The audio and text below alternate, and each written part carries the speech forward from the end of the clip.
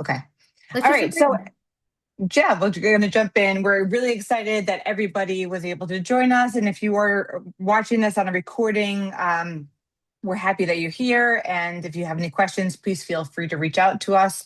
But before we begin, we just wanted to do some disclaimers. I'm Kate McGaldy and Paige Fitzgerald. We own IE Practices. We are both special educators. Mary Kate Robb is a licensed therapist within our town, which we're really excited to have her here on board. We are not occupational therapists, but we feel compelled to share some of this information that we have learned along the way, with in our experiences as special educators, as therapists, but also as working with children and just seeing what kind of has worked, what hasn't worked. And we're also, some of us are moms, so we're experiencing this on our own day-to-day basis, as well, and to see what has worked in our own experiences. So Paige, just let me know where you are because I don't see anything on my end. Um, so we're on slide two. Yeah, so I can I was on slide 2 for you. I can go back if you Okay. need. Yeah, so Nope, that's fine. okay. All right, perfect. So I'm going to take it away and we'll go through a little bit of the purpose of today. Does that sound good? Sure. So, so today's conversation, we're going to be talking about sensory needs really as a universal human experience and not just a specialized topic for a small group of kiddos. I think a lot of the time when we talk about sensory needs, we do kind of think of it as, oh, well, only this kind of child needs it or only this kind of adult needs it. And really, we all have sensory needs, right? We're all getting sensory input from things. We all crave sensory input sometimes. If you've ever heard nails on a chalkboard and said, "Oh, no, thank you, please," that's like an aversion to sensory. So it's a universal human experience. Every child's brain is constantly taking in information. So you're getting sound, sights, movements, touch. Obviously, we're getting this in different amounts, some of us more than others. And your child's brain is then deciding how to respond based on that. So this happens long before reasoning or language skills kick in, that all of that sensory input, your child is learning and responding to that. So we're going to talk a little bit about what research shows that all children benefit from. We're going to talk about how schools that do this well design their environments based on the children that they actually serve, rather than expecting children to adapt to rigid systems. So, Kate, I'm going to let you go. Yep. Thank you. Sensory responses are neurological, not behaviors. Understanding a sensory profile helps support their emotional success and emotional well-being. These three messages that we're going to talk about ground everything else we'll discuss.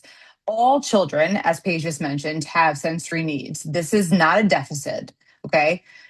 Sensory responses are neurological and not an intentional misbehavior. So a lot of the times children are responding to something and not doing it intentionally to act out. It's because they're feeling something in their nervous system. Understanding a child's sensory profile allows us to support regulation, learning, and their emotional health.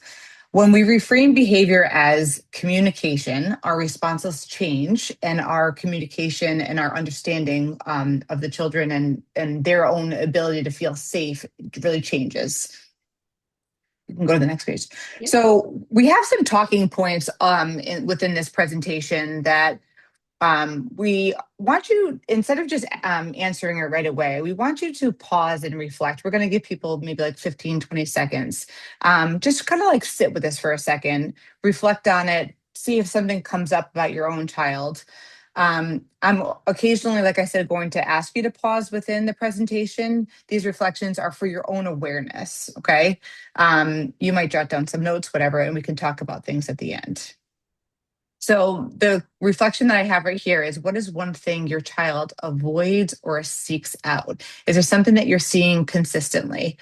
This might show up at home, it might show up at school, or it might even show up specifically during, say, a transition.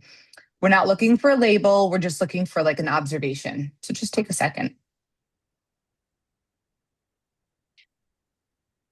And then also just a quick aside, some of these questions are just really good for you to even have for yourself to track things. I know for my own son, who has sensory processing disorder, I keep a journal and I have questions like this in there. So it's also just really helpful for your own learning of when you're learning about what things your child maybe seeks out or avoids. Taking these as maybe a prompt that you can then go ahead and use daily or weekly. Hmm. I'm going to go on to the next slide. And then, of Perfect. course, if you guys are still jotting stuff down, if you're listening to the recording of this, feel free to pause me. Um, okay. So let's talk a little bit about what sensory processing is. And remember, this is coming from the frame of not an OT, just a well-informed educator.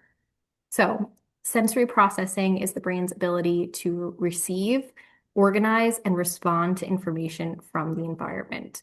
This processing is something that happens automatically, like we said before your logic or language develops, your body is receiving, organizing, and responding to. Now, that may look different depending on the child, but depending on how they process things.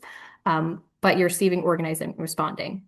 So when your sensory input feels manageable for your kiddo, they can attend, they can learn, they can connect socially. When it feels overwhelming or insufficient, the nervous system can shift into protection mode.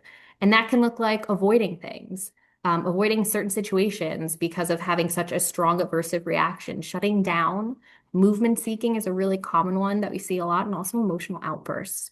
Um, that's kind of why you'll always hear people that are very uh, in tune with sensory processing, knowing that when you're telling a child to calm down, sometimes that doesn't really work as well, right? If their No. nervous system is in like fight or flight mode, they probably need more support before their thinking brain can engage with the reasoning that you're trying to do with them. Yeah. And Mary Kate's actually going to speak a little bit more to yeah. that at a later part of this presentation. But when we were having our briefing on this presentation earlier last week, she said something about like even how a parent responds, like "you're fine, you're fine, you're fine," and like how that can sometimes just like really trigger a child to feel even more anxious about something and feel like their nervous system is out of whack. So how we respond to these awarenesses is important.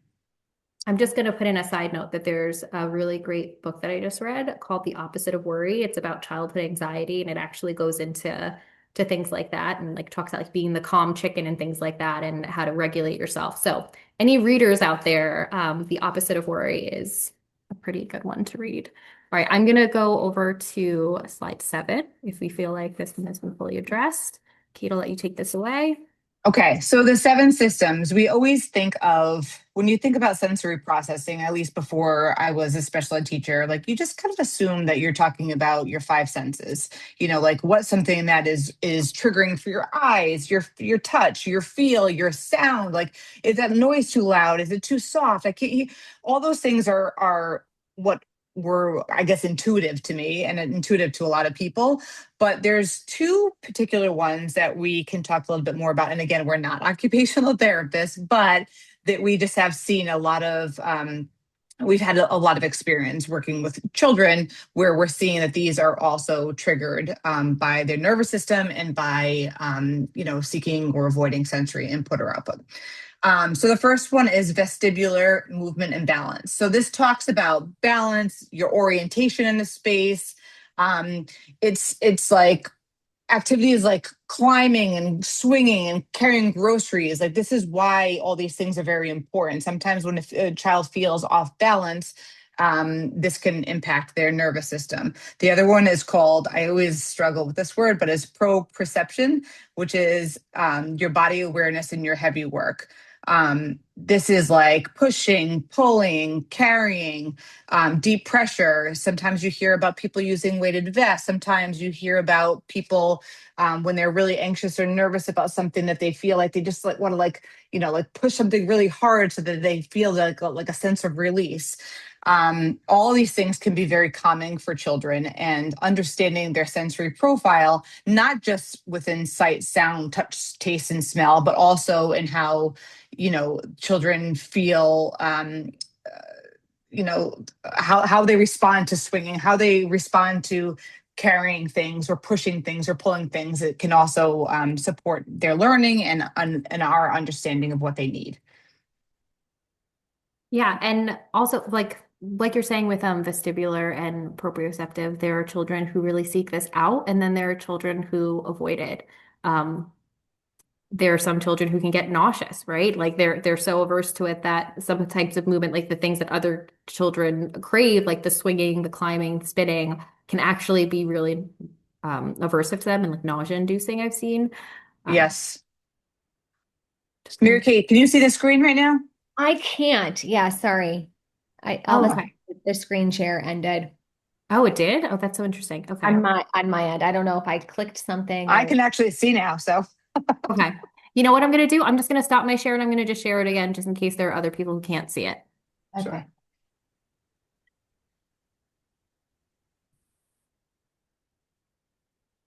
All right. I'm gonna take a pause. Can you see what I see? Yes. Yes. Okay. Okay. Maybe it was me. I wanted to add something. I Sure. did this training a couple years ago with an OT, and it was so amazing. I think about it all the time. But one of the things she said about the vestibular system was that it's also the body's way of knowing where it is. And so, like, if you imagine going to the mall and like saying like, okay, I've got to get like this present and it's at the Gap, and you go to the mall and you see the map on there and you can see like the you are here and you're like, okay, I got to walk past Aldo, go like down, and then it's on the first floor and I know I'm close if I'm near the Old Navy. But for kids with vestibular processing stuff, they don't have the you are here marker on the map. So their anxiety goes up and then they lose the skill of being able to figure out where they are. And then you're going to see them Mhm. touching, pacing, walking around. It's very interesting. And then I love this one too. The vestibular system's also responsible for placing yourself in a future event. So, like, Mhm. we can get an invitation for a wedding in July, and let's say it's on a boat, and we're already like planning, okay, I'm gonna wear a striped dress, and like, I'm gonna bring a sweater. And that's what our vestibular system's doing on purpose. It's putting us in that future event. What is it gonna be like? How can we plan for it? But for children that have vestibular processing stuff, I don't know if it's like overactive or underactive because I'm not an OT, but they're gonna struggle with that. They're gonna struggle with that, like, what is that place like? How can I prepare myself? And they can't actually go through the steps of preparing, which is making transitions really hard. Like, Right. more Right. That all makes so much well, sense. yeah, like they can't transition from like one class to the other because it's their body kind of flares up with anxiety and then they lack the skills to plan and organize because it's like, I don't know. It's fascinating, fascinating stuff. Absolutely. Kate, is there anything else that you wanted to add into this slide, or am I okay to go to the next one? No, I think it's great. You can keep going. Okay, there we go. All right. Okay, so now we're going to talk a little bit about how sensory needs can affect daily life. So children are experiencing their sensory input differently based on how their nervous systems are wired. So that can look like over-responsive, being under-responsive, or sometimes it can look mixed. And I feel like a lot of times, for kids that I've seen in the past, it does usually show up as mixed, but it can be any of these things. So over-responsive kids are going to be the ones that feel things intensely and they might be overwhelmed or they might get anxious quickly. You might see them avoiding a lot of things, being meltdown prone. If you ever see your kiddo covering their ears a lot to sounds that for you the pitch is fine, or for maybe some of their peers is fine, that could be a sign of like over responsive. Under responsive, that can look like seeking movement, crashing into things, chewing things. So you see in the kiddo that like chews on his shirt, chews pencils like down to the nub, constantly touching things.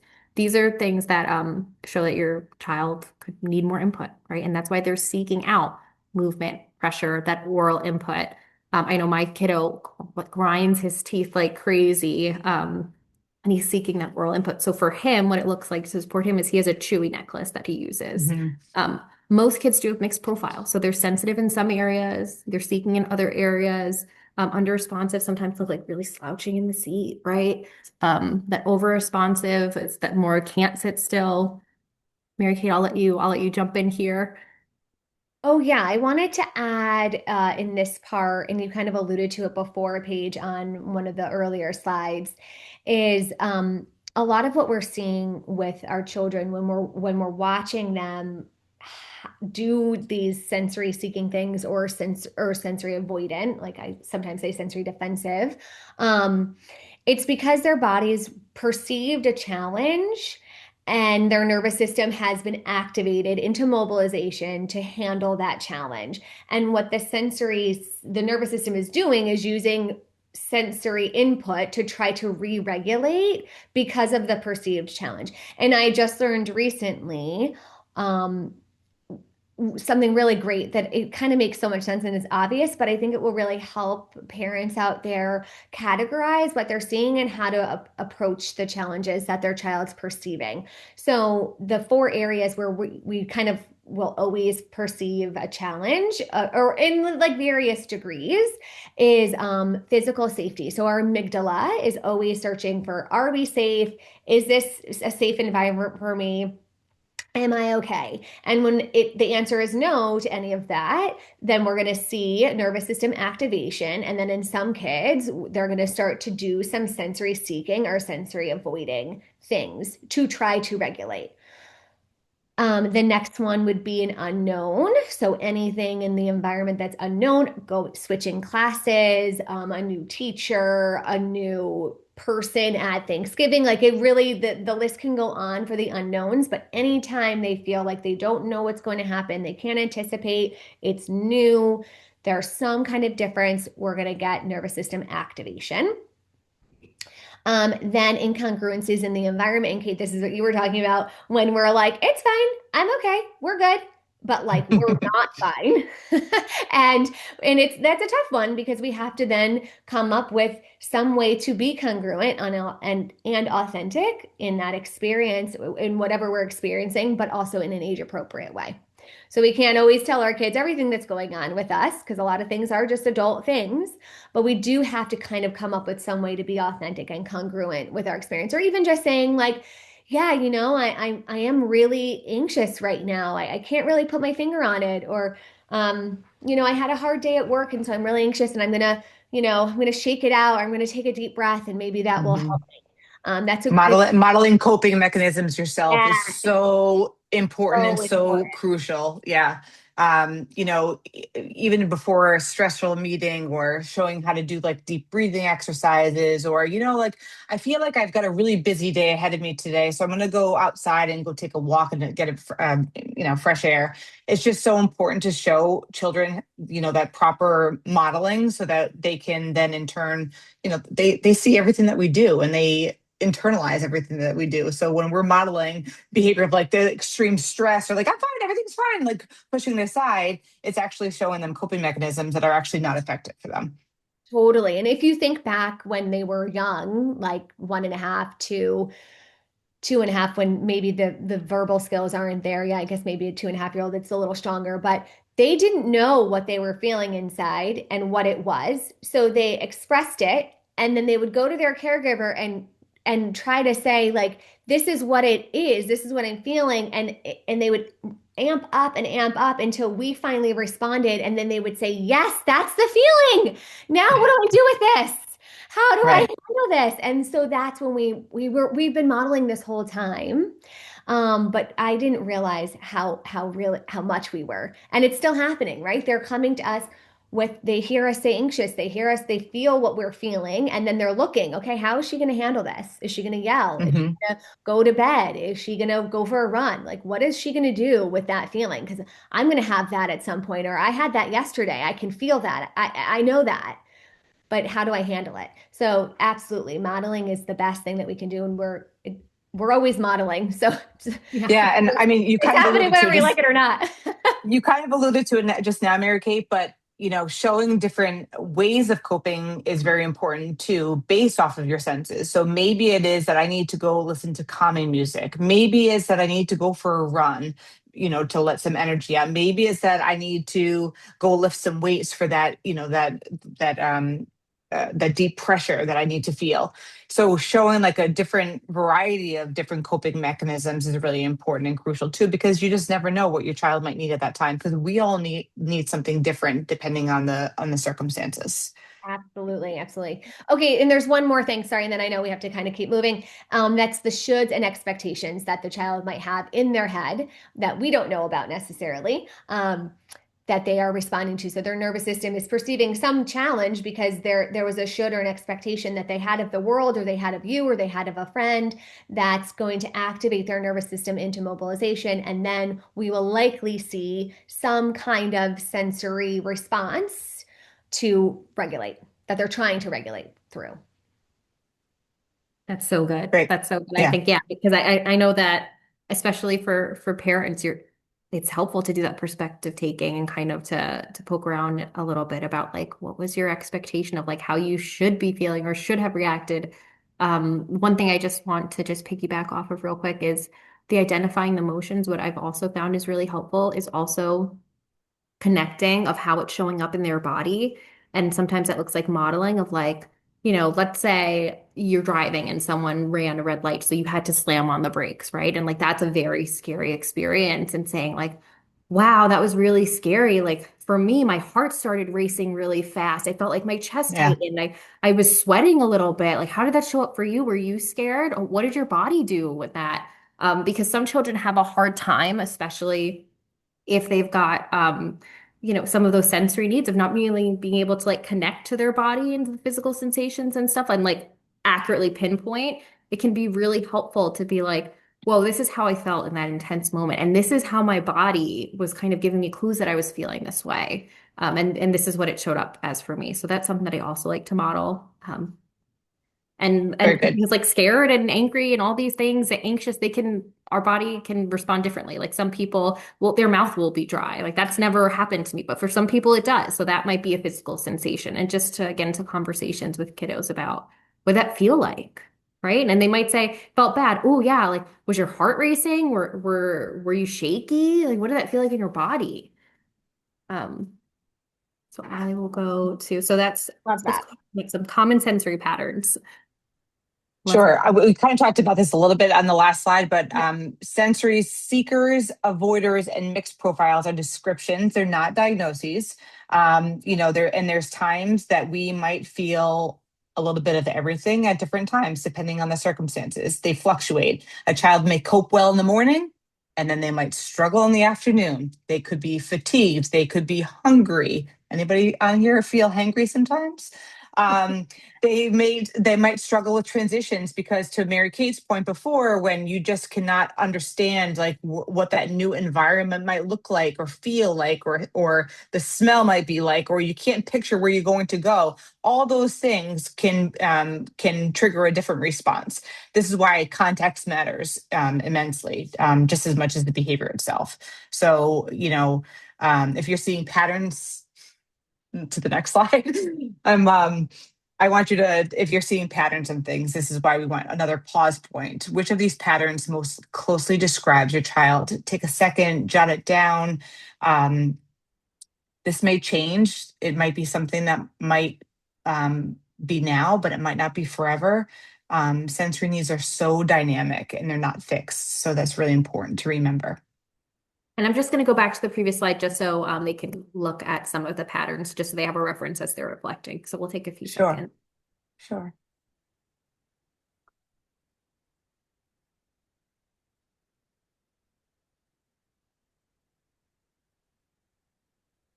Okay.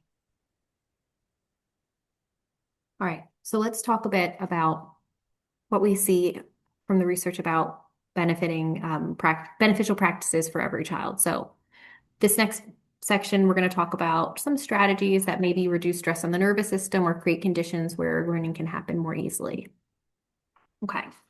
So the first one is predictability and routine. Predictability supports your nervous system by reducing that uncertainty. And Mary Kate talked a little bit about this too, right? About how that can be one of the things that causes that stress.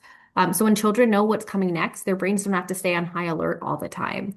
Visual schedules are some things that can support this. Consistency and routines, clear expectations. These are all going to reduce the cognitive load and support executive function. And now, of course, life will often life on you, and you can't always have a consistent routine, right? It's just things happen, right? Teachers are absent of like in terms of routines in school. You've got doctor's appointments that you don't usually do. So for things like this, some of this can work as preparing your child for that changed routine. Sometimes you don't really have much headway, right? Like sometimes things change on the spot. But you can always talk about like, okay, this is where we're going.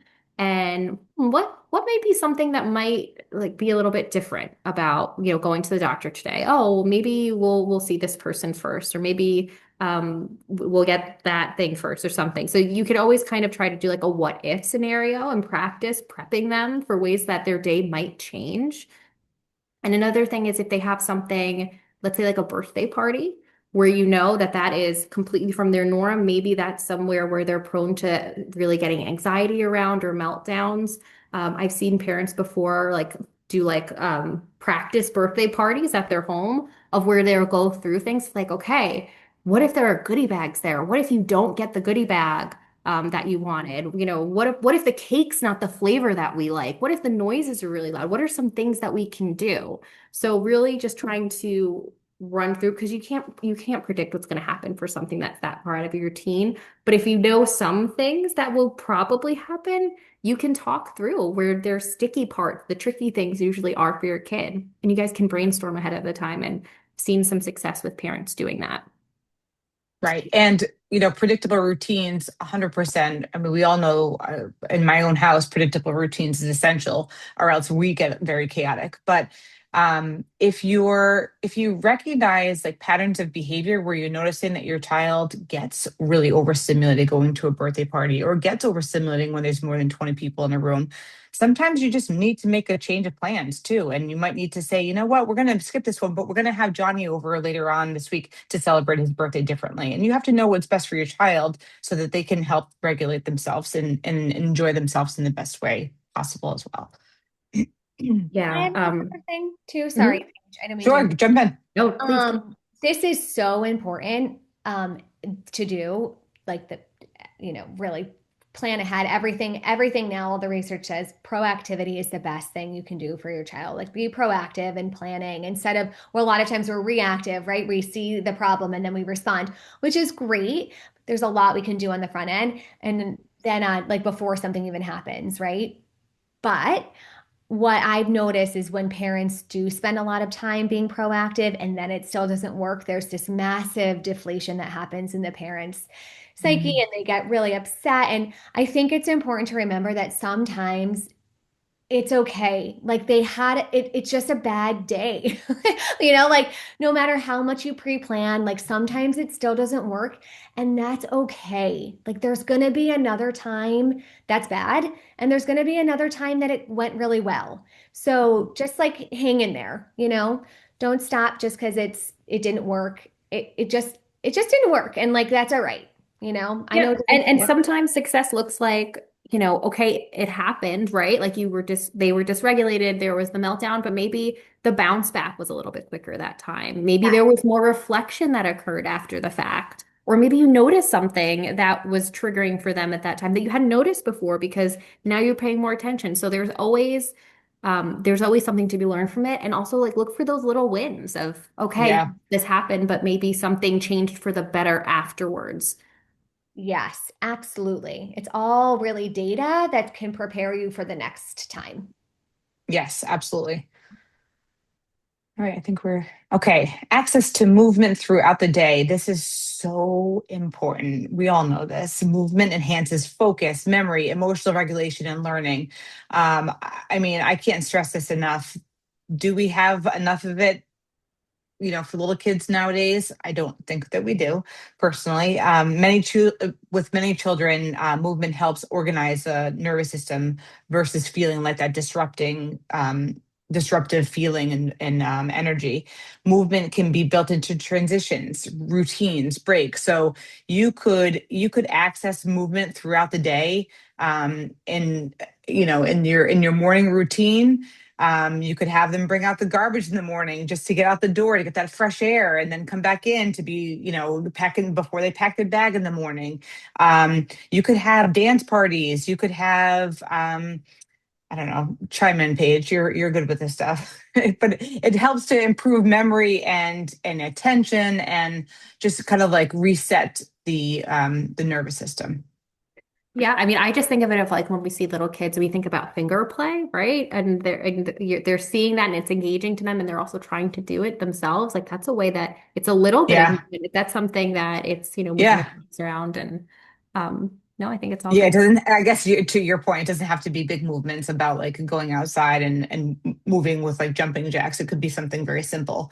Um, there's a student that I work with right now where I try so hard to just have like do cross touches before he begins, just to kind of like get his body moving, get him stimulated in a different way, making the brain kind of like rework itself, and then sit down to work hard. And when I notice that he's not focused, I do the same thing, or I do a different activity that's going to stimulate him in a different way. Um, any other things on this? Good. No, Mary Kate, anything to add? Or I can go to the next slide too of sensory breaks. You guys want to talk about that? Yep. Yep. I will talk about this one. So sensory breaks, again, just as important as the movement breaks.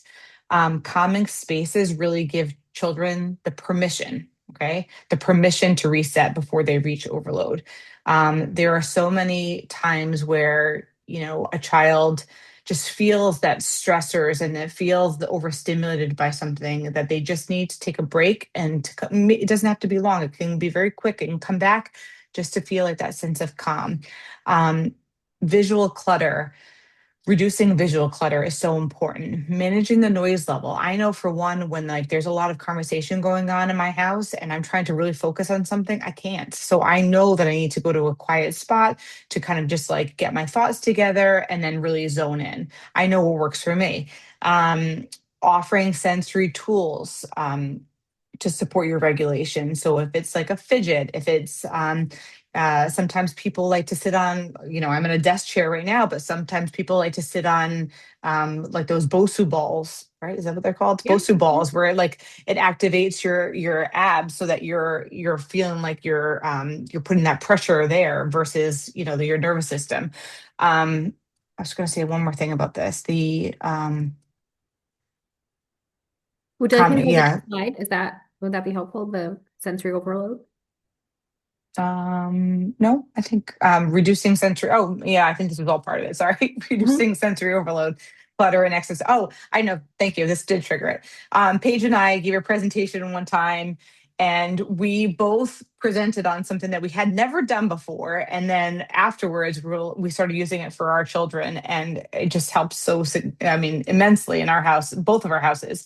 It was taking a picture of like a very clean workspace where your child would thrive and feel really focused. Because when your child is dysregulated and they are overwhelmed with the amount of papers and stuff that is on their desk, they become very uh, overwhelmed and can't attend to the task at hand. So taking a picture of the clean workspace and having that nearby so that a child knows, like, what, in order to do my best work, my space needs to look like this before I even begin. Even from a parent, like I know what my desk looks like right now, and I can't even point the camera down because you all would die. But like I know what has to be an organized space, what it has to look like for me to be my best self and to be most focused and engaged. So for children to be able to figure out like what works best for your child, and creating a space that supports their needs, and then taking a picture of it so that they can refer back to and be like, yeah, you know what, I had trouble attending to my math today, but you know what, I also had piles of books that I forgot to put away before. So sometimes little things like that can be supportive. Yeah, and I think it's a good thing that you brought up when you're referencing yourself, because once again, Oh like yeah. these are universal human needs. Like you don't just become an adult and you're like, no needs. I'm the best at regulating. I never need to seek outside sensory input. No, there are still things like you can still absolutely have sensory overload, and that can also affect the way that you're interacting with your child, right? Um, Meltdowns can be loud, right? Like meltdowns can be loud. And if that is something that like for me, I know like auditory sensitivity, right? Like I will have to get into a quiet room after a meltdown to just be like, okay, resetting, because for me, that's a lot. It's been like that since I was a kid. So it's also really good to know like what your own sensory aversions or needs are and how that impacts how you support your kid and as they're working through their Yeah. sensory challenges. Yeah. So I think really great point of just being like, you can be aware that, hey, like these are times for you that's really calming and regulating for you. And this is some of the ways that you can get dysregulated. Um, Hmm. just usually as adults, we have different ways of handling our dysregulation, and it usually doesn't result in a meltdown. But Usually, keyword. yeah. Okay. Let's talk a little bit about multisensory learning. So research consistently shows that children learn best through multiple modalities. And this can look like visual supports, hands-on manipulatives, learning through movement, especially those opportunities where they can touch, see, hear, and engage physically, where they can make those connections to real life things is when they're being hands-on, right? Um, sure, in our daily life, like there might be some aspects of writing and things like that, but like there's also a lot of hands-on things that you have to do. So they're going to remember more when they're learning in ways that involve touch, visual support, not just listening.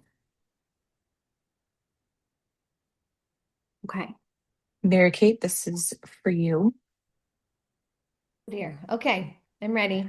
Um, so yes, when our children become dysregulated, I mentioned it before, right? They come to us and either usually show us how they're feeling before words are really there, or maybe there are words, but they're not really, your favorite words to hear, but that's all them showing you, hey, I'm dysregulated and what do I do about it? And now the tricky part is we are really great at actually teaching them things. The problem is that when they come to us dysregulated, our own amygdala immediately will mirror their feeling. And so if it's a distress feeling, we will then become distressed. If it's anger, we can feel the anger and we become then dysregulated. And so becomes a really tricky task, right? Because everyone's like, oh, just co-regulate. Sounds so simple, but it's really hard because we've got this amygdala that hasn't evolved. In all the evolution that humans have gone through, the amygdala really hasn't. So it just responds: threat, challenge, no challenge, threat, no threat, safe, not safe. Our kid comes to us screaming or saying swear words. There's nothing we can do but like perceive that as a threat. So what we Hmm. have to do, it's going to happen. And so, but what we are really good at and what has evolved is our frontal lobe and the hippocampus. And the hippocampus is going to pull up a memory to support the amygdala. We're gonna have to help it with the frontal lobe say, wait, nope, we can pull up another one where this actually worked, where my child did calm down with this intervention. Okay. And we have to build up a lot of evidence. So that's why it's really great to write stuff down, what they did, what intervention you did, even like taking a small breath. That's what I mean by intervention. Doesn't have to be huge.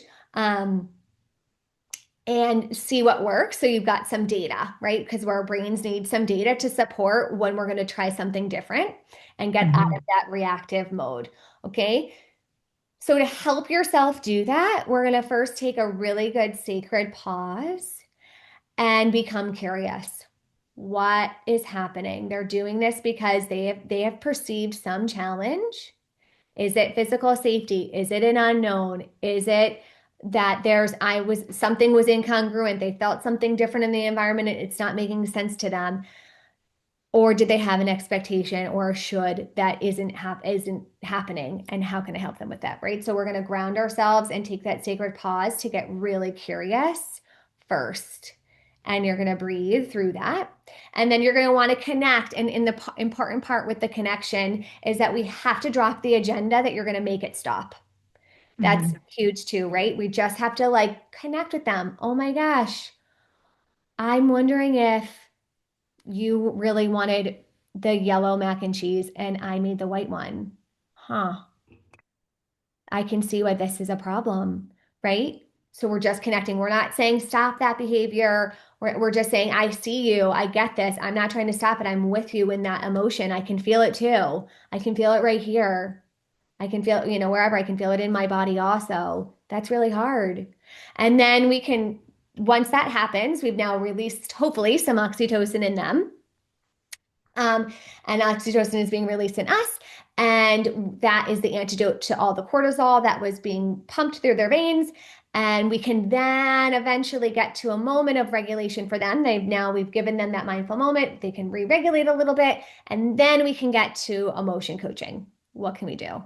How can we solve this? But we have to kind of go through those steps of getting them a little bit regulated first, which starts with us in that sacred pause and curiosity, dropping our agenda to connect with them through the emotion. And then we can find a time to say, here's what we can do to solve this. Or what do you think? You're a really great problem solver. What are your ideas? Does that make Yeah, sense? and collective, yeah, using the I statements are so powerful. I mean, we use those a ton in classrooms too, but I just think the I messages and just connecting with them to try to figure out what's going on, collecting that data is so crucial. Um, awesome. Nice job. Um, I think we Oh, are I forgot on. one thing actually. If there's time, Yeah, go ahead. want me to add this too? This is from Robin Goebel. She's amazing. And another great read is where she gets her information from is from, it's called The Connected Therapist, but I think it's written by an OT. But anyone can read it. You don't have to be a therapist to read it, I think. They talk about rhythmic, repetitive, relational, somatosensory activities. That was very bit wordy, and and it's always nice to sound a little smart, but really it's just how can you move in relationship with your child in a repetitive way using your body. So like skipping, jumping, dancing, rocking. Maybe they come to you really upset and you just kind of start rocking and then they will mirror that rocking and hopefully that can help them re-regulate. Chewing is one. Playing the drums, playing music, all of that rhythmic movement and in repetition in relationships, so you're doing it with them or you're modeling it for them that hopefully they can join in, is also a great way to co-regulate with your child. That's beautiful. Thank you for sharing that. You're welcome. Yeah. All right. Ooh, this is an exciting part. We are talking about Rising Sky Academy. So Paige and I have the pleasure of being the co-directors of Rising Sky Academy. And we are really working so hard with any child that will be coming to our school to make sure that we are understanding their student sensory profile. So any child that comes through our doors, we will be observing, taking data and taking copious notes, meeting with parents just to talk about and understanding the child in the best way that we can. So the next couple slides, Mary Kate, you get to sit back and relax, and we're going to talk about these things. So at Rising Sky, just one thing. At Rising Sky, the environment is very intentional. So it's designed to respond to the way that the children will be enrolled. So if we're not making any decisions until we have the student profiles, and from student profiles, we then learn what our space needs to look like, not the other way around. So that's really something that is specific to our program and our school. It's a kindergarten through 3 school, and we're really excited. Do you want to go to the next page? Sure. So I can go through this on core approach. So Sure. it's basically the environment is responding to the child. So we're going to begin each year by learning who our students are, what are their sensory preferences, their regulation patterns, their temperament, their learning styles. Our classrooms and routines are going to remain flexible so that they can be shaped by the children enrolled rather than by any predetermined model. And that really comes from that responsive way that we are treating every child that walks through our doors. There's going to be mixed age groupings that's going to allow children to progress at a developmentally appropriate pace while also benefiting from peer modeling and collaborative learning. This is like one of my favorite things about it. I so believe that children learn the best, like not only the youngers from the older, but also the older kids really do learn from having younger children, leadership roles. And also, we're all starting on different levels, right? So just because someone's younger doesn't mean that they don't have a skill that someone older might benefit from being able to witness and observe, get support around. Also, a big focus on nature, movement, and calming design elements. They're going to be intentionally woven into the school day to support regulation and curiosity. And as I don't know if we've mentioned this before, but it's parent input is so crucial for understanding the learner. So families are partners. You're not just on the outskirts. Families are partners in this collaborative approach, helping your child succeed, giving us the information that we need, what's working at home, what's not working at home. Sharing any insights is just supporting your child as a learner. Yeah. And also, think just the emphasis on being out in nature, just another thing, is something that's really wonderful. As much as we can, the kiddos are going to be outside, and learning out actually in the space, not just like, oh, okay, it's time for movement break. No, like that's going to be an extended part of the classroom. It's immersed within the class day. Yeah. Yes. School day, I should say. Okay, so how Rising Sky Academy will design environments. So our first step is to view student profile. So is your child coming with an IEP or a 504 or none? Is your child on the shyer end? Are they very confident? And do they like to have a lot of movement breaks? Do they prefer quiet time? All those common things, all those pieces of data we're going to be getting early on from observations, from applications, from meeting with parents, and talking with previous teachers. Yeah, and And also meeting with your child too, right? We want yeah, to, and meeting with your child for yeah, we want to observations get with to them, know them. right? We want to Yeah. really, like we say, it's hands-on. It's really having the parents in the process. We want to get to know you. We want to get to know your child and the ways that we can support them at Rising Sky. Yep.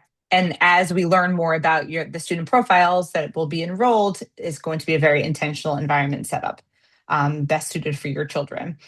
We are going to constantly be flexible with ongoing observation and make appropriate adjustments throughout the year. So, like I said before, any information that parents can share with us along the way, and we'll be doing the same. There's going to be a very strong homeschool collaboration. Absolutely. I think you covered it personally. And once again, the responsive adjustments, like another thing that I'm just so excited about it, because I'm sure there are some people on this call who have heard like, well, this is the way that we do things in terms of Yeah. like behavior management, or in terms of like, well, this is the thing that we do for a sensory break, and these are the two options that they have for a sensory break. I just love that the way that we're going to do it is way more responsive than that. It's not a one Yeah. size fit all, because I feel like Flexible. so many children fall through the cracks when it's one size fit all, because Yeah. that, like, it doesn't. There is no one size fit all. Maybe even in clothing, I doubt, but especially not in sensory supports, there is not a one size fits all. Okay. So what this can look like in practice. So for the classroom environment, some things that it can look like is flexible seating options, soft or natural lighting, organized, calming visual spaces, natural materials, and sensory-friendly textures. In terms of regulation supports, a cozy reset area for breaks is an option, purposeful access to sensory tools, opportunities for movement woven into their routines. We talked a little bit about this in previous slides of like what that could look like depending on need, predictable, visually supported schedules. So once again, letting their systems feel safe by having that predictability built in. Learning structures, it looks like mixed age, small group learning. It's going to be hands-on, multisensory, academic work, outside experiences that support those attentions and that emotional balance. And of course, the pacing is going to be adjusted to a child's readiness, of course, and also their regulation. Right. Anything to Great add, job. Kate? No, nothing to add. No You nailed notes. it. Go for it. Rising Sky values family insight. As I mentioned before, it's a huge part of our whole child picture. So we welcome countless conversations and collaboration with parents, and we hope to do the same with you.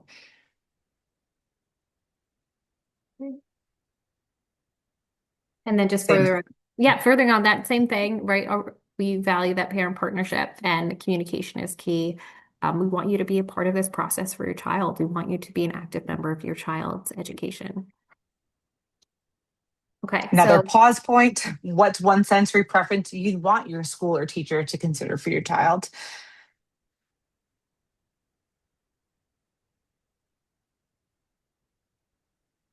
Because awareness is the first step. So if you're noticing that your child gets very overstimulated with loud noises, make sure that you're sharing that with our team. If you're noticing that your child benefits from frequent movement breaks, we want to hear those things. Those are really crucial.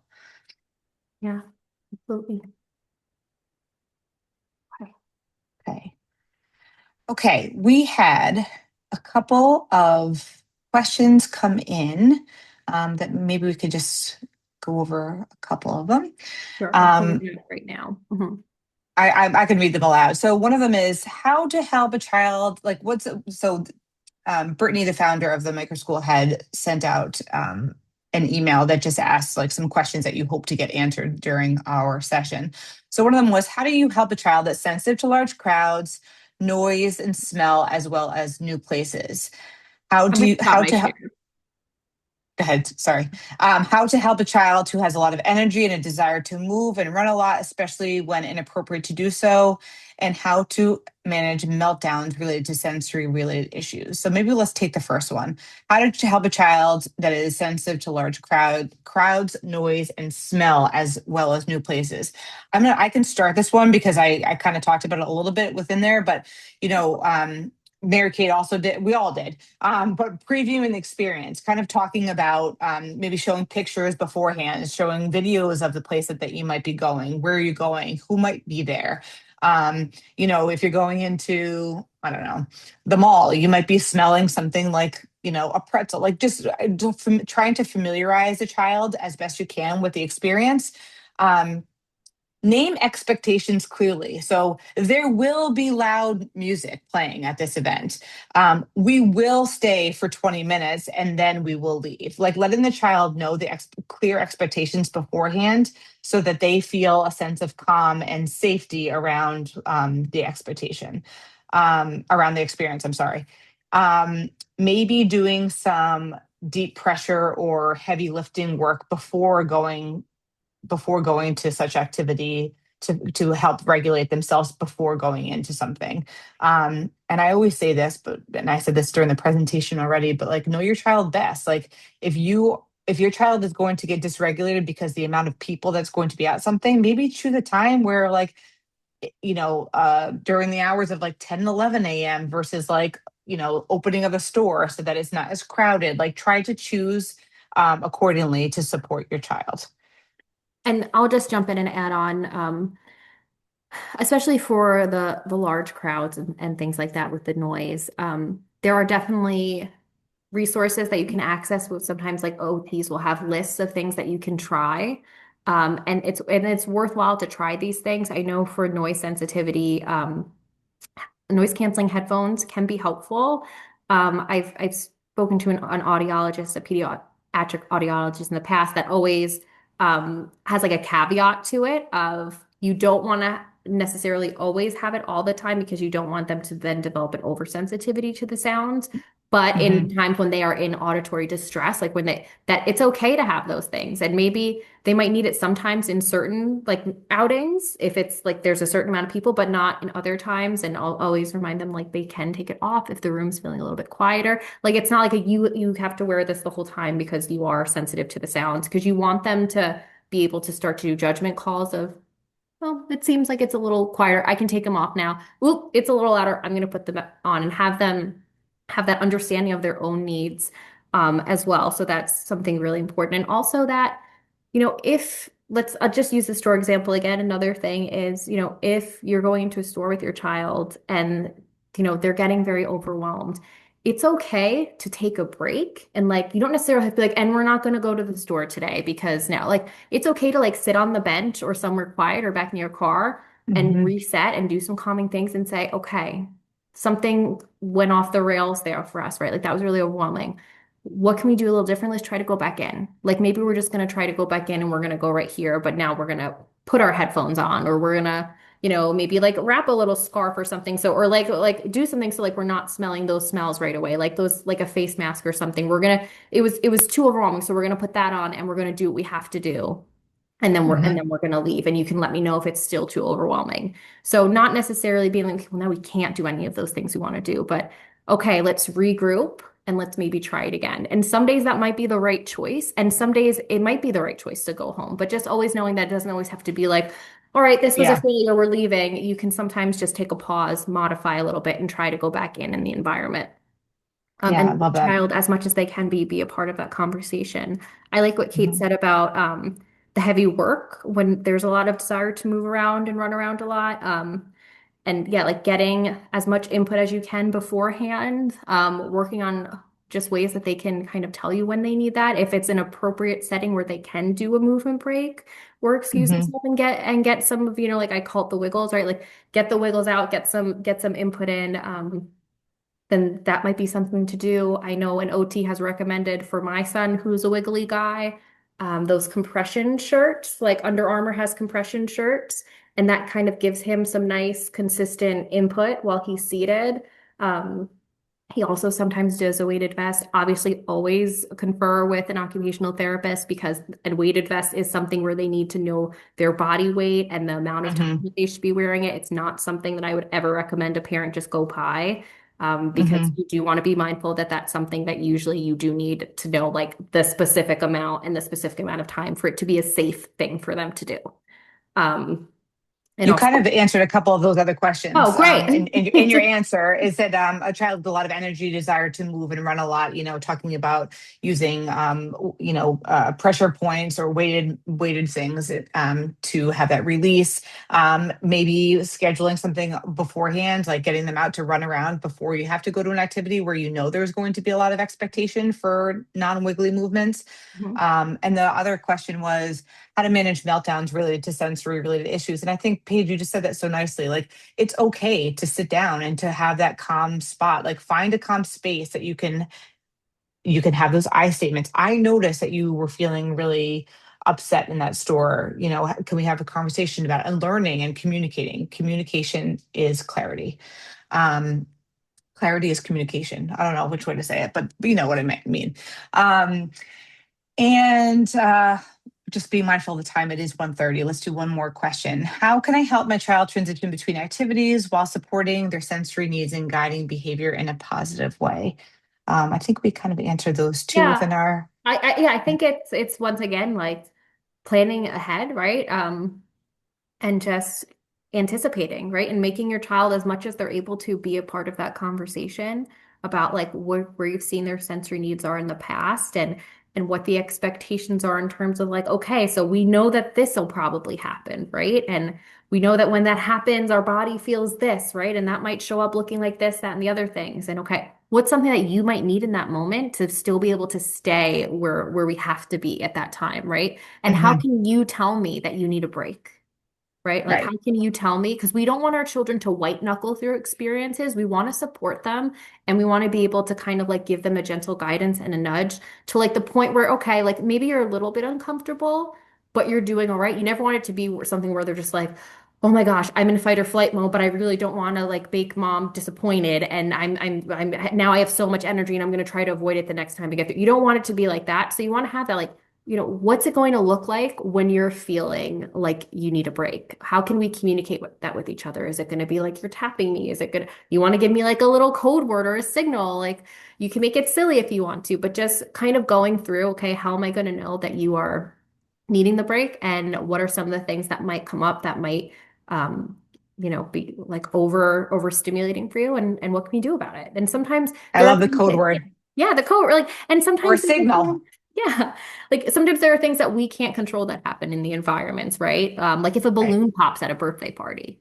right? We can't control that, right? We can't anticipate that ahead of time. There's no noise muffling ahead of time to like maybe if that's a real like fear for your child in those situations, like okay, let's tackle what we could do. Right. Right. I think those are all the questions we've answered. I hope this presentation was really helpful. Again, reach out with any questions that you might have. We are really excited to continue talking about just like positive environments and what works well for your child. We're going to have another webinar on Friday at I think it's at 12. I can look it up. But we're going to have a person from the Kind Mind Institute share all about her curriculum on social emotional curriculum that we are really excited to share, and you can ask questions. It is on And there'll be emails and stuff going on. There's an email. Yeah, yeah. Yeah. There's an email about it. But we're really excited for that. So we're going to continue just kind of like this flow of conversation about supporting your child, not just with sensory, but also with positive environment. So reach out with any questions, and thank you so much for joining us. Yeah. And Mary Kate, thank you so much. We appreciate your time. Thank you for joining us Yes. today. Thank you for having